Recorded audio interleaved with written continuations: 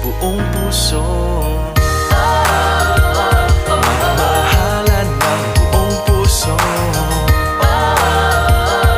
Magmahalan ng buong puso. Sa iyong sorpresa, lahat ay sasaya.